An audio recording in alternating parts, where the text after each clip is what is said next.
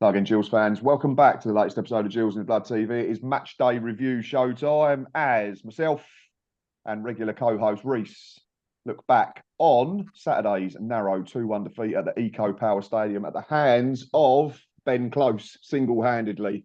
Yes, he was the difference as Doncaster saw us off to climb up the table. And we, unfortunately, cannot, at least for the time being, sing we are top of the league. I'm pleased to say that we are joined by a special guest as well this morning. He's a familiar face to YouTube. He's going to be joining us as a neutral rather than an opposition fan, so slightly different. And that is Lee, who runs the Around the Grounds YouTube channel. So first of all, Lee, appreciate you coming on and spending time with us. As you can see, Lee is in his office. He is meant to be at work. Yes, like I've said plenty of times with Reese, but you're all doing that now because I hope that you listen to me at least some of the time. You are all subscribed to Lee's channel, to Reese's channel. Lee, slightly newer to YouTube, but his channel is exploding into life. So go and give him a subscribe. Start hitting that like button. There was a brilliant vlog from himself at the game yesterday. So I'll put his link in the description at the bottom of the video. I've waffled on too long. As always, I've written down a general overview of the game, gentlemen. Decent watch for any neutral. Lee. I thought both teams had a real go. Fair amount of good chances created. Maybe a draw was a fair result. So I'm going to come to you, Lee, on that one because you are the neutral in this chat. What did you make of proceedings yesterday? You've just echoed what I was just about to say. For a neutral, fantastic watch. I think Gillingham on all probably had the more clear-cut chances, whereas Donny played some really good, neat football. I thought the two in the middle of the park for Donny really impressed me. Just did things simple. But like I said, for a neutral, a fantastic watch. And for me, it could have gone either way. A point probably would have been a fair result. Just briefly from you then, Reese, I think it's one of them games where Donny are probably saying they've done enough to win it because they have. I think if we'd won it, we've probably said we've had enough chances to deserve it. But I think if you try and take your coloured head off, your red and white or your blue, draw, I can't get away from it. I know I said on Lee's video yesterday, immediately after the game, and we've had numerous chats about having a microphone shoved under your face as a manager immediately after the game. I might have come across like Gills had absolutely bashed Doncaster second half. That wasn't the case. But it does emphasise that point that if you're asked a question immediately after full time, you sometimes answer on emotion rather than giving yourself time to step back and reflect with a little bit more balance. No, I totally agree with that. And I think I think Lee hit it on the head as well. Like you're saying, if Gillingham go on and win that, you say, oh, I think we did enough to nick it. If Doncaster also have the same thoughts as well, then ultimately you probably could conclude that a draw would have been the most fair result. But like I said yesterday, all it was going to take yesterday was a scrappy own goal from 2 yards out of someone's backside or an absolute belter. And it was the latter of those two things. And when we talk about the goal, you could argue about any defensive lapse or switching off. But sorry, you can't. I mean, when you're defending a 28-yard thunderbolt from close, it's just one of those things, unfortunately, that happens in football. And we can dissect it, as you say, as much as possible.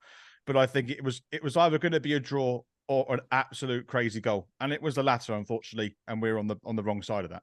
Yeah, because last week Conor Mahoney scores a belter, and we're all waxing lyrical about how good it is from an attacking point of view. So you have to do the same when it happens against you. Unfortunately, it's easy to pick holes, and we've had this chat numerous times as well. Sometimes I just think there's too much of a blame culture. You just have to hold your hands up and say Ben Close has probably scored a contender at least, if not the goal of the month, certainly for Doncaster and maybe in the division. But let's go back to 2 o'clock, and then we'll start looking at the game in more detail. Team news obviously came in an hour before kickoff. Doncaster lined up in a 3-5-2 formation. So that was Jones in goal, captain Anderson, Olowu and Bailey as three centre halves. It was then Nixon and Molyneux from the sides in a wing-back system with Westbrook, Biggins and that man Close in the middle of the park. And it was Farl and Marsh as a front two. Gills, somewhat surprisingly, but then looking at the injury list, matched them up. Pretty much. It was a back three for Gills as well. There was a recall for Max Ema, so it was Jake Turner in goal. It was Connor Masterson, Ema, and Shadogi as a back three. Che, Alexander, and Scott Malone were our wing backs. It was the same partnership as last week in the middle of the park. That was Ethan Coleman and the captain Sean Williams, and Connor Mahoney playing in a slightly different role as the 10 off of a front two of the returning Tom Nichols and Macaulay Bonne, who we shall surely talk about throughout this video, unfortunately. There was 2 early chances, Lee. Excuse me. I mean, we were gifted a chance first couple of minutes. Yeah. Doncaster tried to play out from the back, and I think the centre midfielder on that occasion got it very, very wrong. Macaulay Bonne has a touch, edge of the box. For me, snatches at it, looks like he shoots a little bit too early. I don't think the defender that's trying to cover's getting there. If Bonne gets himself into the box and forces the keeper to come out and make a decision. For me, Bonne went slightly too early, probably came too early in the game, the chance. But then Doncaster went straight up the other end. We turned over possession cheaply, and I think it was the lad Fowl that got released. Yeah. And Jake Turner did well to stand big and block it with his chest, and it went out for a throw-in on the far side. But it could have been 1-1 inside the first 5 minutes. Yeah. And we're touching on, obviously, Bond. I think with him, you can just tell he's just that striker. It's really lacking in confidence in front of goal. Obviously, the chance later on, which we're going to touch on, you can see that. And also with Fowl, I think any other striker with that confidence finishes that, because he didn't look confident going through on goal. I know it's hard. Sometimes your mind's playing weird. Shall I chip it? Shall I go round him? But yeah, like you say, could have been 1-1, and I thought we're going to be in for a cracker if both them chances are taken. Especially for me, for a neutral, it'd have been fantastic watch. Yeah, it's I think the Fowl one, I think it's almost the old adage of too much time, wasn't it? Yeah. He then had too many options. I think sometimes if you just get, say, Doncaster breaking the ball, gets fizzed into that area, he just hits it first time on the run instinctively and maybe puts it in the bottom corner, but probably brain got a little bit scrambled as he ran through on goal. Shortly after, Reece, unfortunately, the home side from our point of view, took the lead. I've got a couple of question marks over this. I wasn't sure in the ground why it was given. I don't think the Doncaster players initially were sure in the ground why it was given. I've watched the highlights back this morning before coming on to record with you, gents.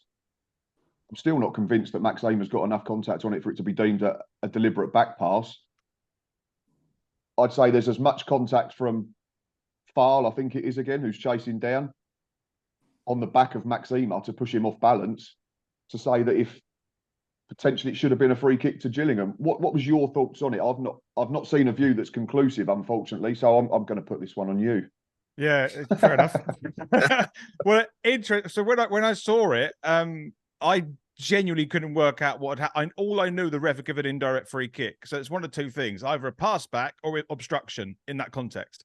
And at the time, I thought the referee had given it for obstruction because I couldn't see a pass back from Max Eamer. But if that's the case, I thought that was extremely harsh because it was just jockeying the player. It was no real obstruction. So when initially in my video, that's what I was going on with. So I was like, it's really harsh if he's given it for that.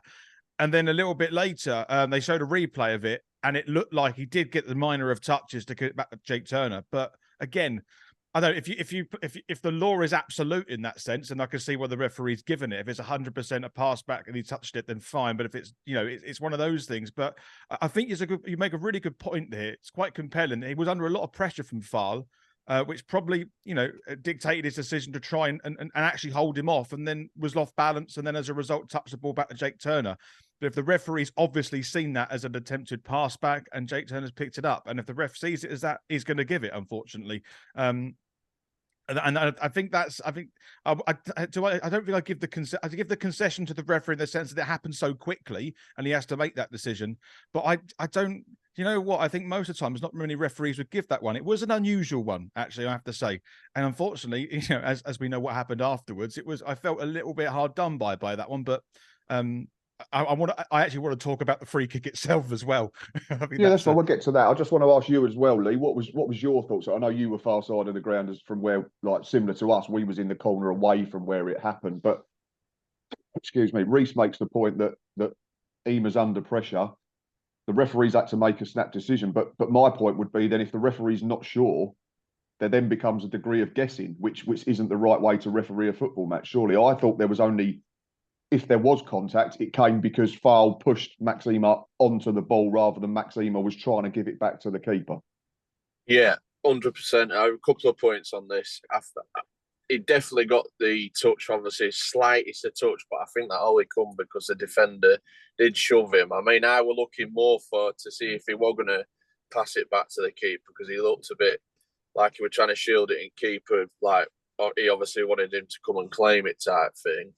But also, I think for a referee, he didn't really have that clear view to make that decision, and maybe his linesman could have helped him out. Maybe obviously because he linesman help referees out in League. yeah, he had more of a clearer view. But I 100% agree. I think to give that decision way out really fully, I think he's just 50-50, just cut it down the line and he's give it as a pass back. Maybe because Donny's claimed for it. I don't know. That's it. And like you've said, if his view's obstructed enough to cloud his vision, for a free kick, then surely his vision's clouded enough to be able to give it as a definitive back pass. I just think there was too many question marks around it for him to be able to make the decision. I think they should have just played on. Obviously, I'm doing this with my Gills tinted glasses on a little bit. But Reece, talk us through the free kick from there, which was pretty well worked, and again, it was a good strike. Any defensive issues with it? Yeah, well, the thing is, it is a good strike. I got to give credit to Ben Close, indirect free in the box on the right, on the left hand side. You know, it's a solid strike. He's in it well, and he's in it really well, and actually so well that Jake Turner's is near post. You know, and he's got down, but not quick enough to better save it. But I don't know.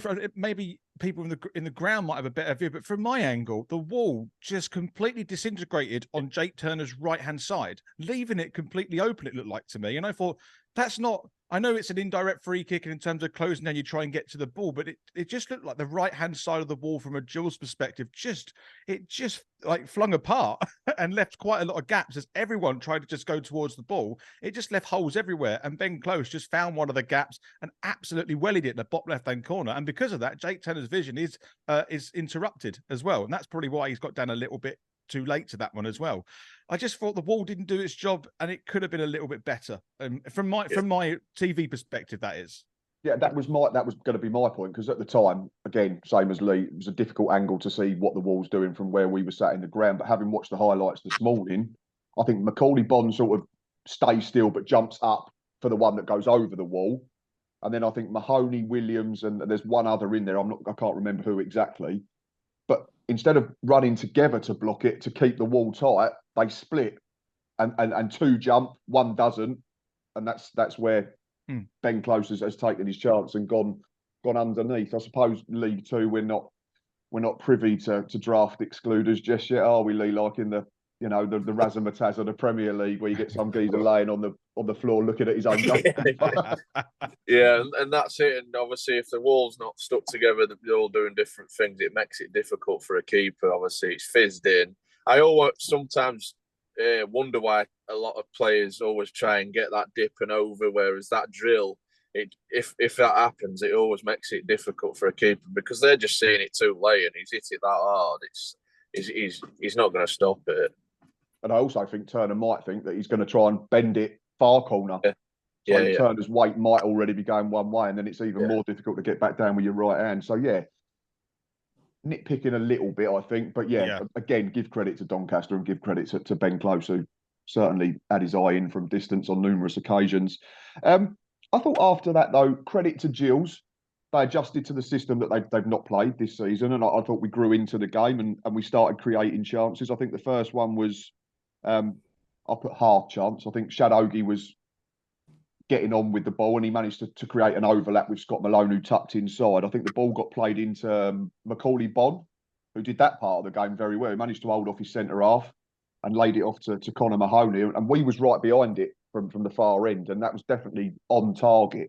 And I think there was a good block from a centre half, unfortunately, but there were just signs that Gills were coming back into it. And then the big one, Reece, proper chance. Connor Mahoney's delivery was generally spot on all afternoon from set plays and wide areas. Corner to the back post. Connor Masterson made that run that he made a little later, but just couldn't quite get there that time, but had the wherewithal to get his head up and dink a little ball into the 6-yard box. And I do apologise, because I thought it was Tom Nichols at the time, wasn't it? It was Sean Williams. Sean Williams, it's a good header. He can do no more there. He's got to go back and across the keeper for me, because there's not enough power on the cross to head it down, and there's too many bodies in the box still. Combination of Jones and the crossbar, unfortunately, from our point of view, keep it out. But there were certainly signs of life from Gills, and we were getting into good areas fairly readily, I thought. Yeah, I genuinely I think we responded relatively well, actually, and it's interesting because obviously that run that Masterson made, it wasn't, obviously, as we know, it wasn't the first time he was going to make that run, and it was obviously something that had been worked on the training ground. This kind of peeling off and running from the back, and that first one we're talking about, yeah, it didn't quite work out. But one thing I was really impressed with Masterson actually throughout the whole game was actually, even though he classified him as a defender, I thought his offensive work yesterday was actually quite good. I thought he was really causing Doncaster some problems and creating opportunities either for himself or for the team up front. And this was one of them. And yeah, Williams is unlucky. He does all he can to head it against the crossbar. I thought the keeper saved it initially, but it was, like you say, it's probably a combination of both.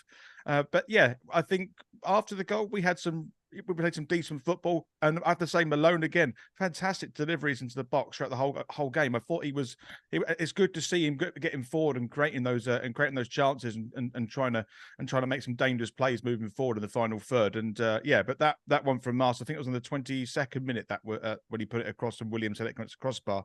Yeah, if that goes in again, it's a different complexion entirely, isn't it? You can talk about ifs and buts all the time, but it was just good to see us fighting back after going one down, I have to say. Yeah, and it's something that we still need to work on because ultimately we still ended up taking nothing from a game where we conceded the first goal. So there's still issues in that respect. But I think there's been more signs of it recently that we are capable if the need arises. Another half chance, and Reece has already mentioned Scott Malone was starting to have a growing influence on the game in an attacking sense. I think because of that licence where he was higher up in that wing-back system meant that we were seeing him in the final third more readily. It was actually his shot was the next half chance for Gills. I think it was Sean Williams had got himself out wide left. Again, Malone had tucked in and he found himself in the 18-yard box. And I don't know what your view was because we're miles away, Lee, but you were sort of just off halfway line. I think Scott Malone caught it on the volley. It looked like a really good connection. I think there were sort of half appeals for handball, but just because it had hit a defender in close proximity in the 18-yard box, for me, it looked like a good block. But Scott Malone was starting to have an influence on the game, wasn't he?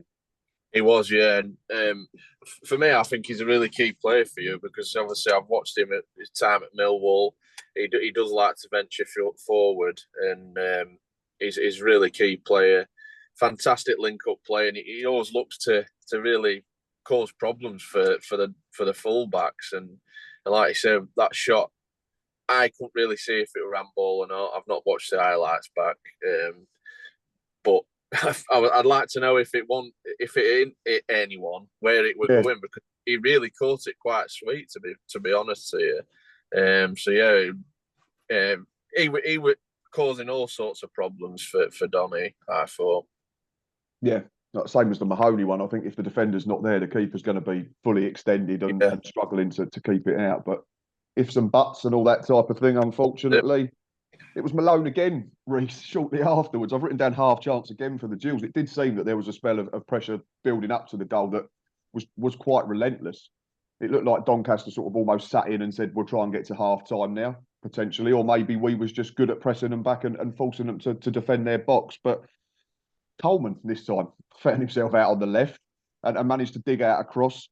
Bon again done really well. I think the ball made its way to him and he managed to lay it off to Scott Malone. And I think he's running in 20 yards out. Again, a decent enough connection, but it was straight down the throat of Jones. Unfortunately, who fell on it and started to, take the sting out of the game as half-time sort of came into sight.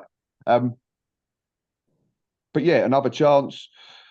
Then Macaulay-Bon was probably the toughest chance that he had of the afternoon. I think the ball got played into his feet and he's done that third bit really well again, where he gets himself between the ball and the centre half. So he knows if the centre half runs through him, it's a foul, or he knows that he can either lay it off to someone else and bring players into the game, or he can try and spin. And on this occasion, he span really well. Left-footed shot, I think was going in the corner.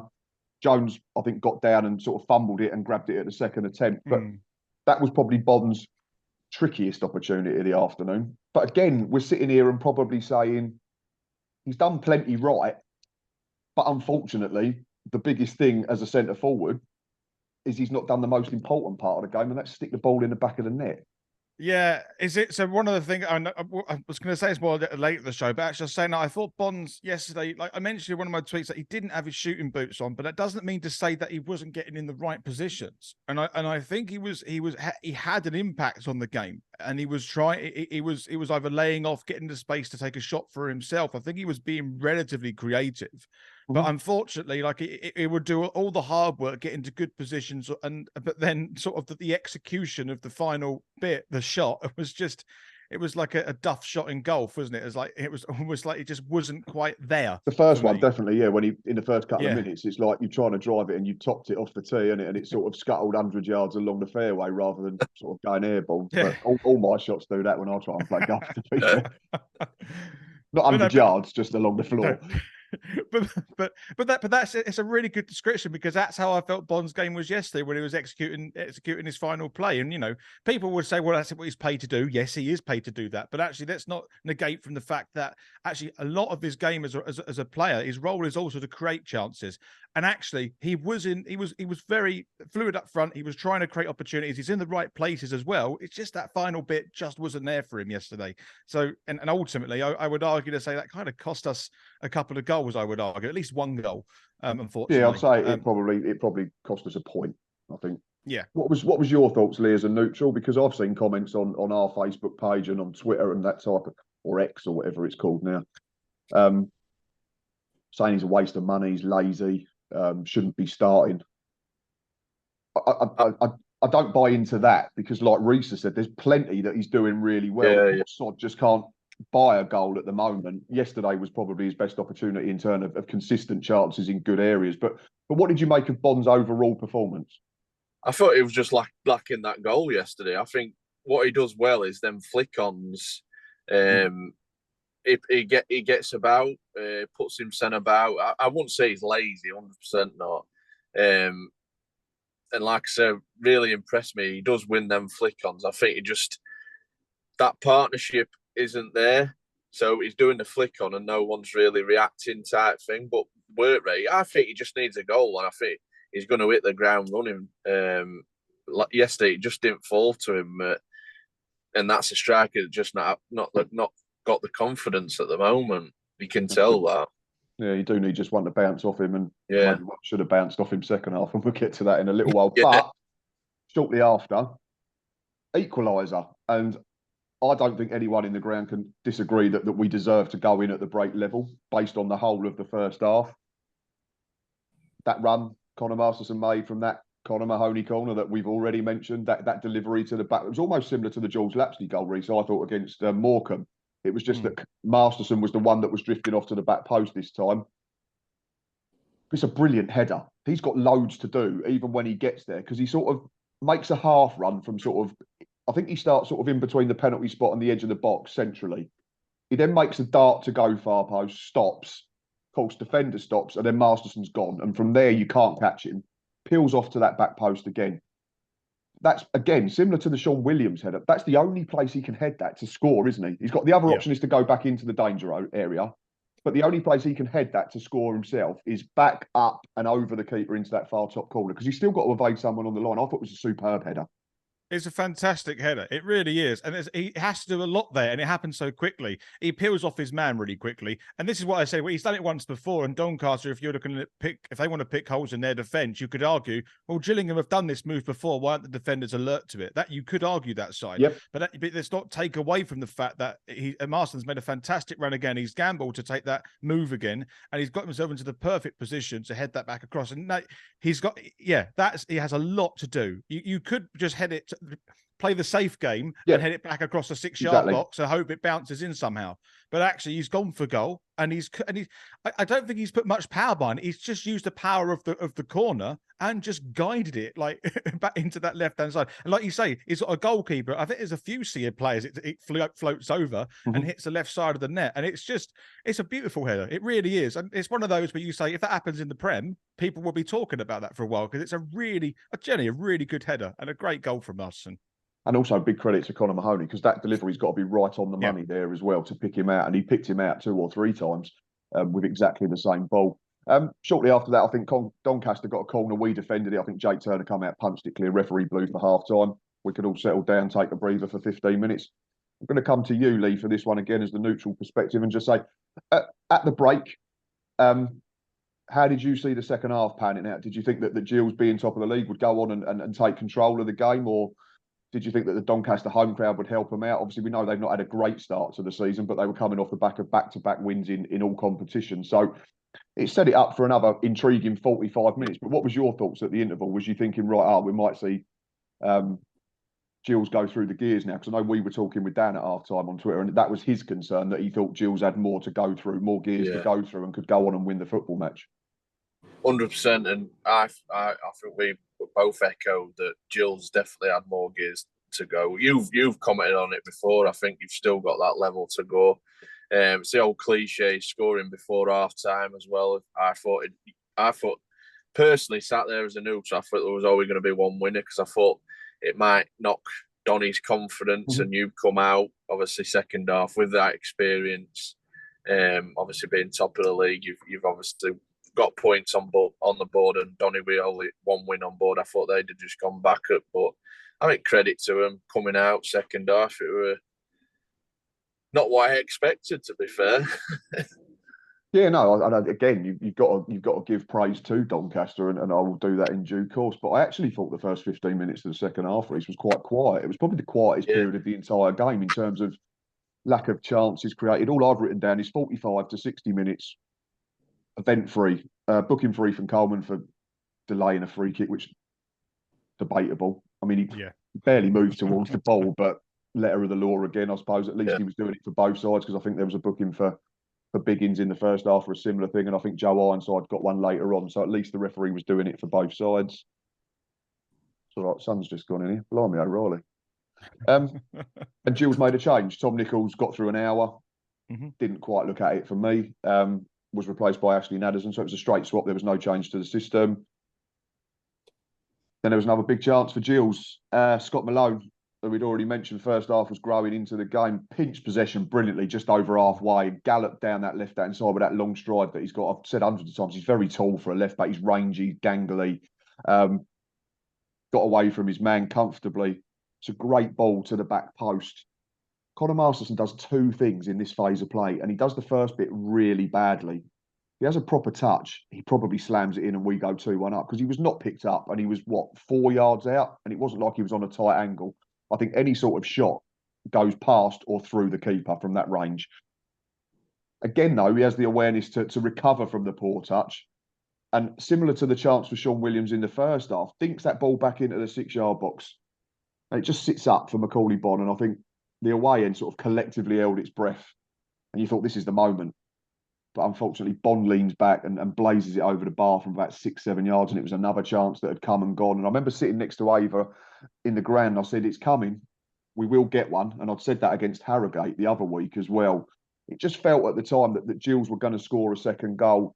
You could see how frustrated Bonne was. I've seen it back on the highlights. He's bashing the turf with both fists. He's really annoyed with himself, because he knows that's a golden chance to put us in front and get himself up and running. It is. I just want to comment on Masterson's play there, because the first touch he has from Malone's cross is poor, but I think, and this is like, it's an element expect the unexpected, because I think he feels like, I think it's is it Bailey at the back, or I can't remember who it was, but completely, or it might have been Anderson who just missed the ball when it came over from Malone. It looked like he should have cleared it, and then Marston all of a sudden is trying to react to something really quickly. Yeah, it's not the best of touch, but as you said, his recovery play was excellent. And he puts it back into the box to try and recycle that opportunity. And unfortunately for, I thought when Bonne got that, I was ready for that to, in my head, it hits the underside of the bar and goes in. That's exactly what I want to happen, right? But unfortunately, it does blaze over the bar. And again, Bonne, he sets himself up really nicely. It's just his execution just wasn't there, unfortunately, for him. And I really feel for him, because I can see the potential in him as a striker. We know he did it at Leyton Orient. I can see that potential. It just hasn't clicked at the moment. I think, Lee, you mentioned it. It's probably just that lack of confidence. If he's a confident striker, he doesn't lean back and he doesn't put a little bit an extra 10% on that shot, and he puts it in the back and or at least on target. And I think that's probably where this is coming from, because he's doing most things right. It's just that final execution let him down yesterday, and there was another example of it. Yeah, 100%. I think he's just starting. The longer it goes on, the more you start snatching at chances and thinking about stuff too much, don't you? Unfortunately, again, similar to the foul chance, I suppose, in the first half. If he's got 3 or 4 already, instinctively he just puts that in a corner, or even has an extra touch to shift his weight or something like that. But at the moment, for me, he's our most natural centre forward. And I think we've mentioned this before. We've got quite a good mix. Unfortunately, Ollie Hawkins we're not going to see for a while, but we know Tom Nichols is very technical, can drop into pockets of space and create. When Ashley Nadesan we know is going to run in behind and harry and close down and stretch games. Bond's, I think, our most natural penalty box forward. And the sooner one goes in, the better for all of us, because I understand fans' frustrations. I don't understand how they go about it sometimes with the comments they make. But ultimately, Lee, strikers are judged on goals. And if he nicks one first half or second half yesterday, we probably win the football match. Yeah, on that, I think I'd be more worried if he wasn't getting the chances and not Absolutely. Getting strikers, obviously, yeah, they're judged by the goals, but I think he'd be more worried if he wasn't getting the chance. I think with that, he just snatched at it and just tried too hard because he's not scored. The striker, if he'd have got a couple before, he'd have just stroked that in no end. I think it's just a case he's trying too hard at the moment, but they'll come, no doubt, because he's getting them opportunities. Like I say, he had 3 or 4 on another day. He could have had an hat-trick. Yeah, we'd be at the top of the league still. But I just want to add to that as well. Your auntie was a bloke, well. she'd be your uncle. I just want to say as well, like I wonder if fans are a little bit worried about that their remembrance of what Scott Cashkit was like for us last season, who couldn't buy a goal for anything. And then, and as you said, maybe was trying too hard, because I think that's what happened to Cashkit last season. I know we didn't score many at all, but you know, but I think the difference is that I think Cashkit wasn't getting into scoring positions, and that probably is a difference between these two players. I think they're very different type strikers. Yeah. But that's kind of like, I wonder if we're going to make any comparison to the squad we had last season. Heaven forbid, blimey. But yeah, I don't think Bond will become how we saw Cashkit at the end of last season. I think we will. I'm quite confident he will begin to flourish once he gets a goal. I think we will start to see that centre forward ability that he definitely has in his. Yeah, I totally agree, because I think we're creating such a volume of chances as well now compared to what we were creating for Scott Cashkit. And I'd say Scott Cashkit's probably more of an Ashley Nadesan type striker than a Macaulay Bond Fox in the box type. Credit to Donny though, after that sort of flurry of possession and territory and chances for the Gills, they worked a couple of openings. I think they worked a corner short. And I think Luke Molyneux done well to dig out across to the back post. It was a good header by Bailey. And I thought Turner done really well to grab it, but hold on to it as well, because he knows if he pats that down, that's probably a tap in for 2-1. But then Gills went up the other end, actually, thinking about it. I forgot to write this down. Conor Masterson, yet again, found himself in an attacking position. I think there was a corner from our left-hand side that got cleared and it sort of got headed up in the air a couple of times. And I think it was Ethan Coleman eventually nodded it back into the 18-yard box. Doncaster, for me, looked like they were trying to play offside. Masterson had kept himself on. And again, it was that sort of hold your breath moment, waiting for the net to ripple. But unfortunately, he slightly leans back on the angle as well and blazes one just over on the run. And I think I said at this point, are these going to start coming back to bite us? That was when I was becoming concerned, because it was coming over and over again that we were missing decent opportunities.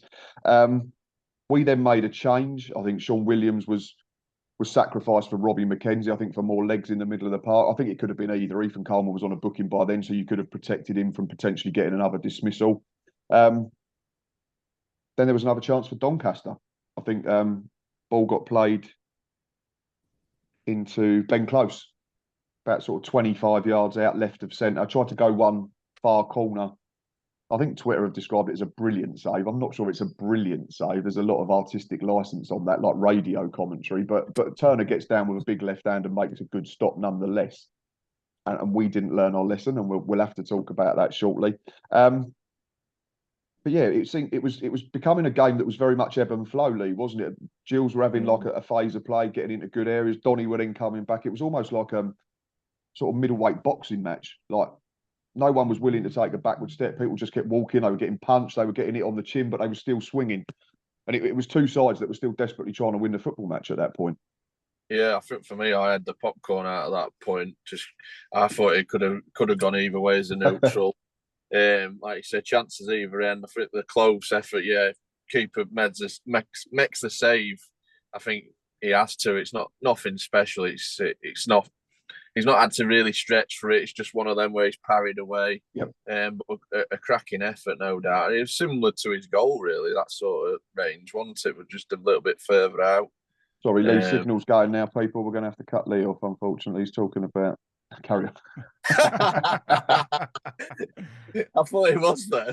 Yeah, you did look a bit perplexed. She was like, is it? But no, cracking watch for a neutral. Probably one for you guys, but I enjoyed the end-to-end action. Yeah, it was a good game. And like I say, sometimes you have to take your club tinted glasses off and sort of break it down from a middle ground type thing, and that's what we always try to do on this show, and we try to give constructive criticism and credit where it's due to both sides, and I think we do it okay. No one tells us off too much, do they, Reece? I don't think so. I hope not, anyway. Unless we've muted them and we don't know. Yeah, that might be it. Yeah. We don't mute people. We're only joking. There was another big chance shortly after. And this was, I think, probably the point where we thought Macaulay Bond's destined not to score Saturday afternoon. It was Scott Malone again who done brilliantly down the left, being played in by Robbie McKenzie. I think Ashley Naderson makes a good run to this near post to take one defender away, gets flashed right across that 6-yard line. To use a cricketing term, which I keep doing, corridor of uncertainty. Keeper doesn't know whether to come and try and gab it. Centre halves are always wary of trying to put a foot on it because they can divert it into their own net. Macaulay Bond just doesn't seem alert, unfortunately. It goes past a couple of bodies and just hits him on the shins and rolls behind him. And again, we were sort of heading hands in the away end, thinking it's just not going to go in for Macaulay. What did you make of the phase of play, Reece? Am I being harsh on Macca, or is it a chance that a confident free scorer in Macaulay Bond probably just sticks a foot out and it goes in the bottom corner, or has a touch and blasts it into the net? I think you've nailed it there. I think that's what happens. It's one of those where I think that's the you said that is the moment when that happened. I saw that. I was like, he's not going to score. He's just had a very bad day at the office, and you just have to like dust your hands down on that one and go, right, this has been a not for me today, unfortunately. And I think that because that particular, it's like, I think if a confident Macaulay Bond at least creates a fantastic opportunity, nips in, but an unconfident one, it hits his knee, hits his shin, and then scuppers away somewhere. You know, that it explains his whole game, essentially, kind of summarizes what he was doing that whole game. Yeah, it did. Yeah, that was him in a nutshell. Didn't quite work for him. It was just nearly. It was all afternoon, and we've used that word about Gills a few times. Nearly, we was so close to finding the final ball, the final touch, the final finish, but it never came. And we'll go back to Lee for this one because he wants to talk about it, and I don't want to talk about it, quite frankly. Shortly afterwards, Doncaster retake the lead.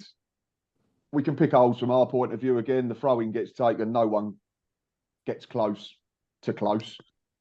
And he's not as close as his first effort. You can see where I'm going with this. But from there, it's brilliant. Touch out of his feet, 30 yards out, absolute laser into the top corner. Jake Turner's got absolutely no chance. You can see his reaction. He's disappointed, I think, with those in front of him because he gets up and you can see him. He's waving his arms and shouting at someone as if to say, "Why has no one got to him?" He's done it a couple of times already in the afternoon, and we've just not learned. That would be my biggest criticism from a Gills point of view. As much as it's a great strike, you only need someone to try and get in his eye line, and he might shank it out for a goal kick, or it gets blocked, or takes a deflection, and Turner can make the save, Lee. Yeah, and I think because he's just had that effort 5 or 10 minutes just before, he's got that confidence, and obviously he's made the keeper make a save, so he's seen the gap, and he's obviously tried his luck again. And like you say, you've really got to close him down because you've just seen what he can produce, shot on target, and you've just got to get in his face and just, even if you just make him move the ball on, it's stopping that. And I think he was a bit slack from Gillingham's point of view, and obviously you can't take credit away from him. Cracking finish, and as soon as he hit it, you know it was destined to hit the back of the net. Yeah, unfortunately, I was right behind it, so as soon as it left his foot, I thought, we're in trouble here. Unfortunately for me, I missed vlogging it because I was just about to cash out on my bet, so I'm absolutely gutted I didn't capture it. But oh no, you didn't cash out like that geezer last weekend, did you? No. You've not seen that one? Have you seen that, Reece? No, I haven't seen that. Going off on a tangent here. There was a fella on, I think, Betfair or somewhere last Saturday, got a free £10 bet. He did 18-team accumulator. He had the two lunchtime kickoffs came in. I think it was Rangers and Liverpool. He'd had City to beat West Ham, Tottenham to beat Sheffield United. I think there was Gills and a load of other EFL games and a couple of late ones. Anyway, cashed out about 20 minutes to play because City was 1-0 and Spurs were losing at home to Sheffield United. Bearing in mind it's a free bet, he cashed out for £31. Man City turned it round and won 3-1. Tottenham scored twice in injury time. The two late kickoffs came in. If he'd let it run, he'd have won £32,500. And it's been described on social media as the worst cash out in the history of betting. Yeah. I feel a little bit better now about losing the game yesterday. At least I didn't lose 30 grand. I felt sick for him, so God knows. Oh, it was horrible. I was reading it. It was tearing up. I was like, oh, you silly sod. Or the optimist in me says he won 31 quid from a free bet. Yeah, but still, oh God, yeah. I mean, there's being optimistic and that glass half full, mate. But come on, I mean, why would you cash out for just 20 quid profit on a free bet that stands you in 30,000 notes? Honest to God. Oh well, he's got to live with it. Anyway, back to the game. Gills made two reactive substitutions. Maxima and Ethan Coleman were sacrificed for Joe Bode and Jaden Clark as we tried to rescue it in the remaining 2.5 minutes plus injury time. And to be fair, we had a right old go at doing it, but it just became one of them days in front of goal, didn't it? I've written down Chance Mahoney fashioned himself half a yard, keeper stood up strong at the near post and beat it away for a corner. I think we then hurt another corner because Jones shanked a back pass that went out behind the goal and they defended it fairly well. There was then another half chance, again, another corner that got defended. Shea Alexander drilled one just over from the edge of the box. And then the big chance is the final corner, taken right in front of us. Again, Conor Mahoney, right on the money. Shadogi this time is the one. I think Gills changed it up so that Conor Masterson was picked up elsewhere. It created space. Shadogi made exactly the same run to the back post, gets up over his defender, nods it down. And for all the world, I was ready to go absolutely mental. 2-2. Love that run. 2-2. Top of the league, or we might not have been top of it. I'm getting excited. I shouldn't be getting excited. Did it go in? It hit the base of the post, and I just thought it's a long way home from here. Yeah. I from my angle, I was convinced it was in. You know, it's always the depth perception with the eye follow view. It happens a lot, and I was really like you, Matt, to really let loose and snatch a draw in that sense. But I've got to say, I think I said to someone on Twitter yesterday, Shadow gets that 9 more times, and he scores 9 more times. I think that Bonnet just summed up the afternoon in front of goal. Didn't it? Aside from the Masterson header, it was very much an almost day. It was, yeah. But I've got to say though, and just to conclude that, we've seen a lot of development, and people were asking for creativity and asking for attacking prowess coming forward. Albeit we only scored 1, and albeit we had a lot of chances, but I thought creativity was definitely improving, and I think we were creating a lot more opportunities moving forward. And if there's a positive to take away from yesterday's game, for me, that's what it is. We are creating chances. We're just not finishing them. But the creativity is building from my perspective. That's what I think is improving at the moment. And all without the likes of George Lapsley, Johnny Williams, Dom Jeffries that are going to play a big part moving forward in this team. So we were shorn of a lot of options yesterday. I'm not sure why Johnny Williams didn't play. I've not watched Neil Harris's press conference afterwards yet, so I've got no idea. But we've got plenty of players in the final third that are unavailable through injury at the moment. Lewis Walker, Ollie Hawkins, you can say. Timmy Dieng would be a goal threat from set pieces as well. So there's plenty that may have made that couple of % difference and changed the outcome of the game. But you can only go with what you've got.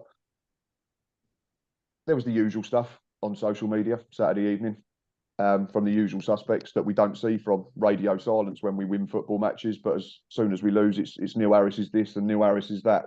I'll leave that there. It's up to them. I've said that before, but just do both sides. Anyway, I think we've already said we definitely deserve something from the game. So I'm going to go to Lee and ask as a neutral, because you've now watched Donny a couple of times, Lee, this season. I think you saw him lose at home to Notts County a few weeks ago, and you've seen him win today. And you've seen us twice. You've seen us go to Stockport and be resolute and win a narrow game. And then you've seen us go to Doncaster and lose a narrow game. So what's your overriding thoughts from the 180 minutes or so that you've watched of us? Where do you see us being as the season moves forward, especially taking into account the players that we should hopefully have back sooner rather than later? Do you think a promotion push is sustainable, albeit needing more output from from forward areas? Yeah, massively. I think I think I start of season I had you as finishing third, and I definitely see from what I've seen, I think you're going to be resolute, hard to beat, and the goals are going to come because, like you guys have said, the chances are there. It's just a case of taking them chances, and on another day, you'd have been going back down to Kent with 3 points yesterday, so you're going to be certainly in the mix. League Two, it's that league where you need to be hard to beat. And you get your chances. Stockport proved that. I mean, Stockport really come at you that second half. You defended really well and obviously got your goal and you guys went home very happy. So, yeah, certainly going to be in the mix. Playoff upwards, 100%. Yeah. Just like to get neutral because I sometimes sit here and I look at games and I sort of try and assess them afterwards from a more balanced perspective, Reece, and then I see some of the bile on Twitter and Facebook and that type of thing, and I think, have I watched the game all wrong? Have I seen something completely different to everybody else? Because I'm seeing comments like I say, Neil Harris is clueless and Maxima's rubbish and Macaulay Bond's not fit to wear the shirt and so's lazy. And I think I've not seen any of that. It's sometimes. I'm baffled by it. I just I don't know. Is it people always need to need to vent in some way to get it off their chest? They need to. I think we've talked about it before. It's this blame culture, isn't it? And always trying to find one or a few individuals to blame. I don't. It's football. Come on, like it's it's just what happens in football. It's League Two football. It's not. Sometimes it's not going to be pretty. Sometimes it's going to be rough and ready. It's going to be scrappy. It's not going to be brilliant all the time. You can't win 46 games. You can't even perform 46 games to the highest quality in a row. No, have a look. agree. Where's your perspective? Come on, it's a game of football. You can't expect that all the time. I just think there's an unhealthy level of self-entitlement creeping into our fan base, which I think is a bit concerning because a lot of people are going to end up disappointed in isolated games when we don't win or we don't play as well as they want us to, if we don't score 3, 4, 5 or 6 goals, if we're not winning every week. It's just a bit worrying to me. And like I say, I don't know whether it was in the game years ago. I'm going to make myself sound old now, but it's obviously more prevalent because there's so many social media avenues to see what people want to say. But I'm a bit concerned that there's a level of self-entitlement growing amongst the Gills fan base, and it means that a lot of people are going to end up disappointed more often than not. Because even when we win football matches, people still want to know. Is it the same for Sheffield Wednesday, Lee? It's even worse, mate. It's absolute. I tend to not read a lot of it. I think with football fans, they all think that they're playing Football Manager and they know best. You ain't going to blow teams away every week. For me, I quite like a dirty 1-0 win where you ain't performing well, but you're getting them points. And there's a better performance in there. So the points are going to come. So a nice dirty 1-0 win's not too bad sometimes. I think you've just got to just keep level-ended. It's a long season. And that League Two improved massively on what it was last season, with the teams coming down, with the teams coming up. It's an unbelievable league, and that's why I cover it so much, because I enjoyed it last year, and this year I love getting my teeth stuck into it, to be honest. No, I hope we continue to do it. Like I say, I hope that we continue to meet up, because there are some good sides in there, and there's some tasty fixtures coming up. I mean, Gills have got I think not season defining month, but we'll certainly find out more about this group. Come October and through to the end of October. I think we play Mansfield is the final game of this month, and then we go to Crewe. We've got to go Swindon. I think we host MK Dons and Notts County as well. So if we can pick up 3 or 4 wins in that, then I think it will show where we're going to be. But I just get a little bit concerned about levels of expectation and what people want. It's still League Two at the end of the day. It's not Premier League. These players are not going to perform consistently all the time. I've said this thousands of times, because if they did, they wouldn't be playing in League Two. And for me, it's like, that's the beauty of this sort of lower league pyramid of football, is the fact that it's to a certain extent this inconsistent with results leads to the fact that it's quite an exciting league to watch. Anyone could beat anyone, and I genuinely mean that. Anyone could beat anyone, and that means every game you have to, you just I think people just need to kind of enjoy the moment of the event of the game. And then, if we win, great, you're on high. If you lose, you take it on the chin, you move on, you look towards the next one. I mean, I can't remember the last time for a while where we lose a game and fans go, oh well, on to the next, come on. It doesn't seem to happen as often these days. I want it to. I want us to go, oh, I was unlucky there. Few things to work on. Let's push on to the next one. It just seems that idea of just looking forward to the next game seems to have eroded. People will just want to dwell on the nitpickies of everything and then blame one individual. And it's like you say, Matt, quite unhealthy way to approach it, because you can be more disappointed than not. And surely it's not an entertainment for you, and that surely you should go do something else then. I'm sorry. Because I totally agree. I just think, and you talk about balance. It's balance in terms of perspective. It's balance in terms of how you play the football match as well. We can go and play like Wrexham. Oh, Wrexham are great to watch. They conceded 5 in a game 3 times already this season. We've got 3 more points than Wrexham. So is the approach so bad? Yeah, Gills fans just need to.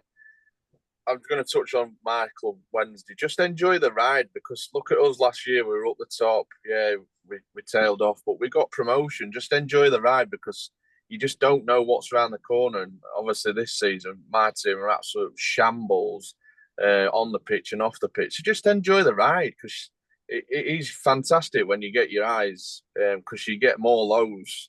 So just enjoy them eyes. Yeah, I totally agree. And that's the nature of the beast at this level. There's generally more lows than highs. So just appreciate the good parts when they come along a bit more. And we're 20% of the way through the season, Gills fans, and we're sitting second.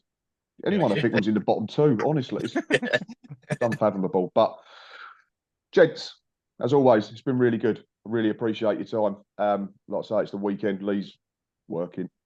Yeah.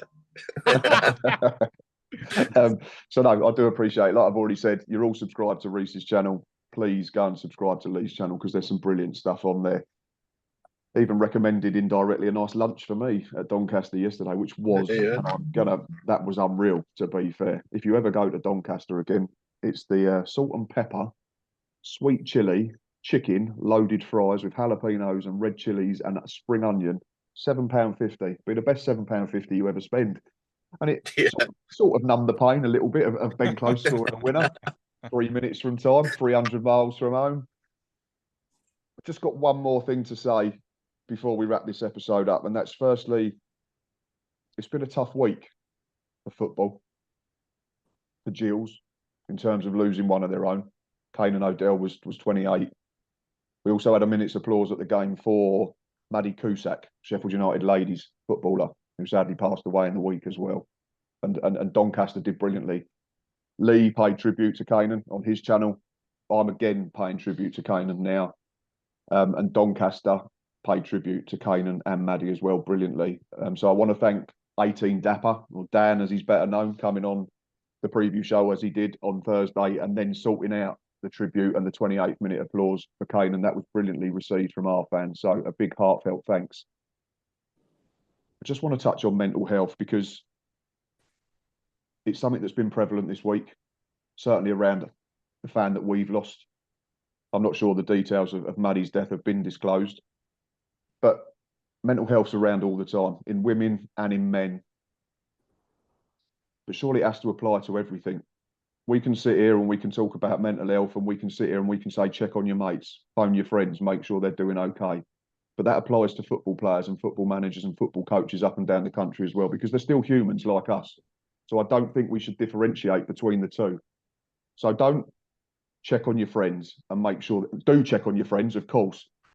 But also just bear in mind, I think sometimes when you're screaming abuse at a football manager or a player who might misplace a pass or overhit a cross, because they're human beings too. And you don't know what's going on behind closed doors or in their brain. And they're exactly the same as us. Yes, they're in a privileged position, and I understand that. And they live a nice lifestyle. I understand that too. But they're still made up the same way as us. So it has to apply to everyone. Anyway, as always, thanks for watching. Thanks for listening. Please keep liking, subscribing, retweeting, sharing, doing all that you do, because otherwise this channel is absolutely nothing. And I'm sure Lee and Reese would reiterate the same sort of sentiments with their channels as well. Until next time, up the Gills.